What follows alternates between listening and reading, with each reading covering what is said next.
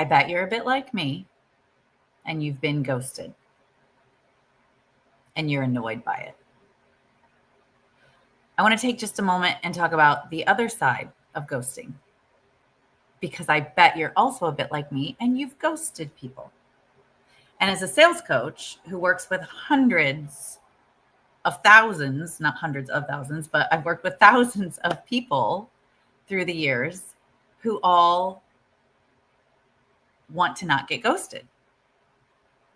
But let's look at it from the other side. And the reason this came to my attention today is because of this social media post on LinkedIn by Callie Hansen. And it just really stood out to me. I commented on it because she brings up a really good point. This is the other side of ghosting, right? It's easy, but it's not professional. So Callie says, I've been on both sides, this person doing outreach and the person being pitched. So we've all been on both sides, right? We've all in some way been ghosted in a conversation that we didn't want to be ghosted in. So I love what she says here. If a salesperson has taken the time to learn about your business, ask questions, and follow up with ideas that could help you, the least they deserve is a response. It only takes 10 seconds to type no thanks. So, and it's a great post, and I encourage you to go check it out. To me, what comes up is when we aren't saying no, when we aren't giving that salesperson the opportunity to understand where things stand, we're really making it about us. And that no is very valuable to that salesperson. So again, a lot of times I'm talking from the perspective of, hey, salespeople, you've got to have resilience. You've got to, keep going. Even when you hear the no, the rejection isn't about you. And, when you get ghosted, here's some things you can do to get back into the conversation.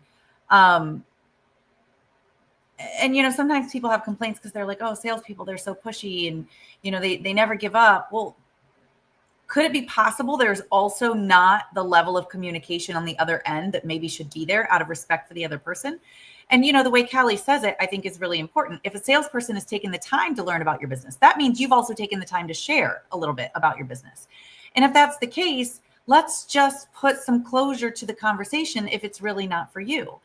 And we're all guilty of this. We get busy, things pile up, lifes. And the next thing you know, we've probably accidentally ghosted people.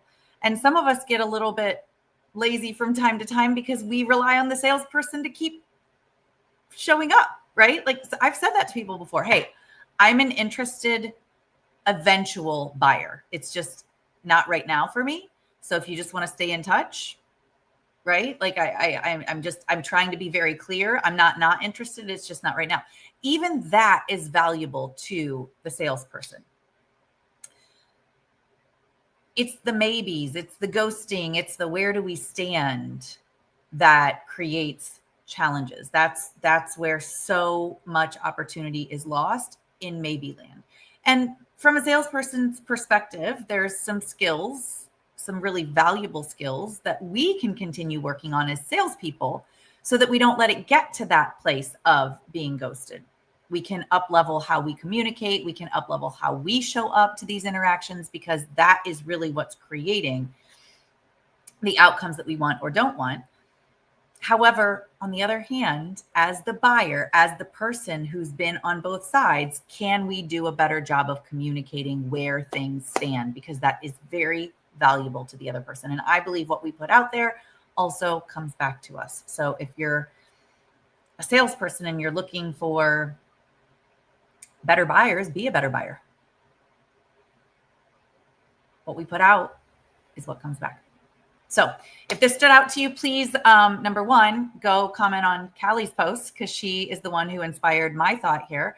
And also leave a comment below. What is a time where you got a no that was really valuable for you? What is an experience that you had with a no that ended up being a really positive experience? Let's all remember how valuable those no's are, so that not only can we handle them better, knowing the value that's in them, but maybe we can deliver them more willingly to help somebody else out in a conversation so that they know where things stand. All right, leave a comment below. Thoughts grow stronger when shared. I look forward to hearing from you. If you are looking to get some reps and some practice with how you communicate and you want to get better at knowing exactly what to say, the good news is there is a free role play that I am hosting tomorrow. I will put it in the comments right here if you would like to join us. We're going to be getting some reps so that you know how to show up confidently and confidently to your important conversations that move the needle. My name is Nicole Creamer. I help sales professionals and teams build the relationships that drive action. Comment below and let me know what you liked about what you heard. I'll see you soon. Oh, and Callie, thanks for the thought leadership here. I think you brought up some really good points, and I'm excited to see what some of the other comments are on your post. All right, everybody. Talk to you soon.